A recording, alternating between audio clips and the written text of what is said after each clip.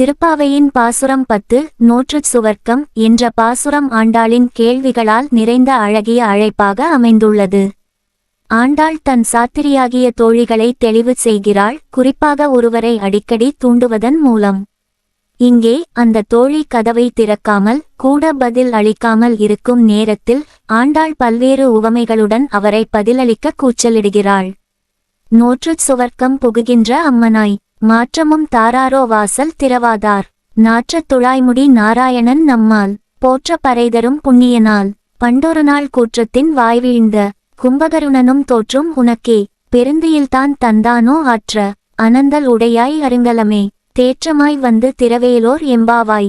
ஆண்டாள் தன்னுடைய தோழிகளோடு திருப்பாவை நோன்பு விரதத்தில் ஈடுபட்டு ஸ்ரீகிருஷ்ணரை பூஜித்து அவனின் அருளை பெற முயல்கிறார்.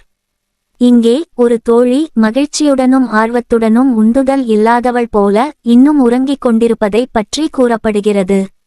அந்த தோழியை எழுப்புவதற்காக ஆண்டாள் பலவிதமான உவமைகளையும் கேள்விகளையும் பயன்படுத்துகிறார். இந்த பாசுரம் பக்தி வழியில் நாம் சோம்பலுடன் இருக்கக்கூடாது, செயல்முறையில் ஈடுபட வேண்டும் என்ற முக்கியமான நெறியை எடுத்துரைக்கிறது.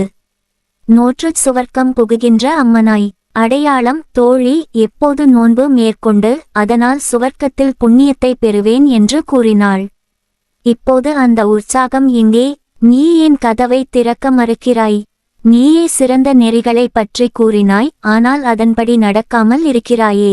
மாற்றமும் தாராரோ வாசல் திறவாதார், அடையாளம், கதவையை திறந்து பேசுவதற்காக கூட பதிலளிக்க மறுக்கிறாயே. இது தோழியின் செயலில் ஒரு பெருமூச்சாகவும் தோழியை உற்சாகமூட்டும் ஒரு வழியாகவும் பேசப்படுகிறது. நாற்றத் துழாய்முடி நாராயணன் நம்மால் போற்ற பறைதரும் புண்ணியனால். நாராயணன் ஸ்ரீகிருஷ்ணன் துளசி மாலை அணிந்தவனாக பக்தர்களுக்கு அவன் வேண்டிய அனைத்து அருள்களையும் பறை தருவான். நாம் பக்தியுடன் அவனை சேவிக்கும்போது நமது முயற்சிகள் வெற்றியடையும். நமது நோன்பு வெற்றி பெற அவனது அருளே முக்கியம். பண்டொரு நாள் கூற்றத்தின் வாய்வீழ்ந்த கும்பகருணனும் தோற்றும் உனக்கே. கும்பகர்ணன் என்றால் பெரும் தூக்கத்தில் கிடக்கும் ராவணனின் சகோதரர். அவன் யமனின் வாயில் விழுந்தபோதும் தனது தூக்கத்திலிருந்து முழுமையாக எழுந்தான். உன் உறக்கத்தை பார்த்தால் கும்பகர்ணனே தோல்வியடையலாம். அவனின் தூக்கம் பெரியதென்றாலும் நீயும் அதற்கும் ஈடாக உறங்குகிறாய் போல தோன்றுகிறது. பெருந்தியில்தான் தந்தானோ ஆற்ற, கும்பகர்ணன் அவனது தெய்வீக தூக்கத்தை உனக்கே வழங்கினானோ? இது கேலி வாய்ந்த கேள்வி. தோழி தனது சோம்பலை மறந்து இறைவனின் வழியில் உணர்ச்சியுடன் நடக்க வேண்டும் என்பதற்காக பேசப்படுகிறது. அனந்தல் உடையாய் அருங்கலமே, அனந்தகல்யாண குணங்களை உடையவளே, அழகிய தோற்றமுடையவளே. தோழியின் சிறப்பை முன்னிட்டு புகழ்ந்து அவளை உறக்கத்திலிருந்து எழுப்புவது. தேற்றமாய் வந்து திரவேலோர் எம்பாவாய், தெளிவான மனத்துடன் எழுந்து கதவை திறக்கவா. இதன் மூலம் தோழியை வலிமையாக அசைத்து பேசுகிறார். வாழ்க்கையில் சோம்பல் மிக பெரிய தடை. பக்தியிலும் ஆன்மீக பயணத்திலும் செயல்முறையுடன் செயல்பட வேண்டும். ஆண்டாள் இந்த பாசுரத்தில் பாசாங்கு இல்லாத பக்தியை வலியுறுத்துகிறார். பரபரப்பான உற்சாகத்துடன் பக்தி செய்ய வேண்டும். ஒருவரின் பக்தி பயணத்தில் தோழமை மிக முக்கியம்.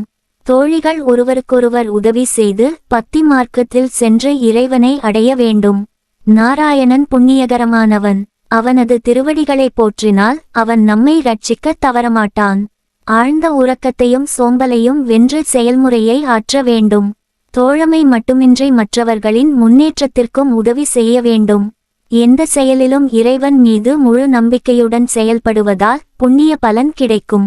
திருப்பாவை பாசுரம் 10 நோற்றுச் சுவர்க்கம் நம்மை சோம்பலையும் சோர்வையும் தாண்டி பக்தியுடன் செயலாற்ற உற்சாகப்படுத்துகிறது. பக்தி மார்க்கத்தில் உற்சாகமாக இருந்தால் மட்டுமே இறைவனின் அருளை பெற முடியும் என்பதை இந்த பாசுரம் அழுத்தமாக கூறுகிறது.